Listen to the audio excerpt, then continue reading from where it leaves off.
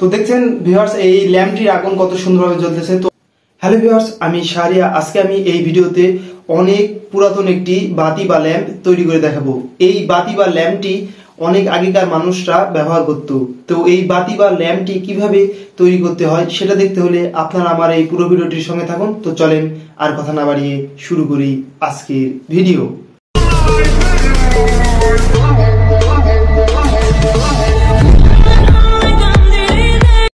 তো ভিউয়ার্স, আপনারা এই বাতি বা ল্যাম্পটি তৈরি করার জন্য যা যা সরঞ্জাম পাতি লাগবে তা হলো এরকম একটি কাচের বোতল, এবং কাচের বোতলের উপরে যে সিপিটা থাকবে এই সিপিটা এইভাবে সামান্য করে ফুটা করে নেবেন।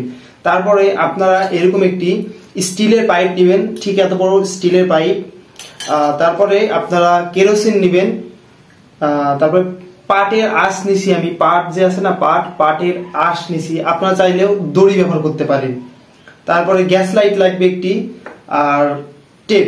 এইটুক সরঞ্জাম পাতি হলে আপনারা আগেকার দিনের বাতিটি তৈরি করে ফেলতে পারবেন। তো চলেন আপনাদেরকে দেখাই কিভাবে এই বাতিটি তৈরি করবেন। তো ভিউয়ার্স চলেন এখন আমি আপনাদের এই বাতিটি তৈরি করে দেখাই।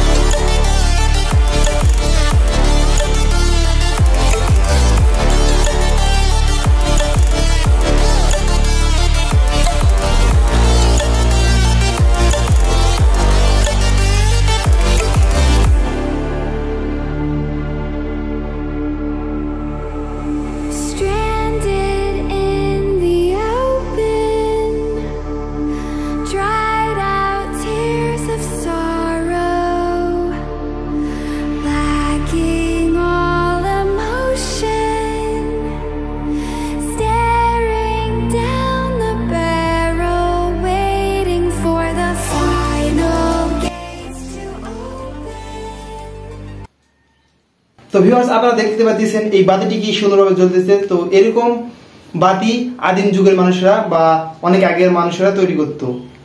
তো দেখতেছেন অনেক সুন্দর আলো দিবে। তো দেখছেন ভিউয়ার্স এই ল্যাম্পটির আগুন কত সুন্দরভাবে জ্বলতেছে। তো আপনারা চাইলে বাসায় এইভাবে বানাতে পারেন।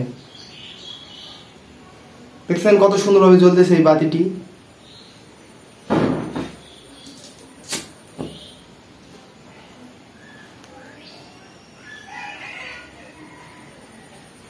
এই বাতির আলো অনেক আগেকার মানুষ এরকম বাতি বা ল্যাম্প বানাতো।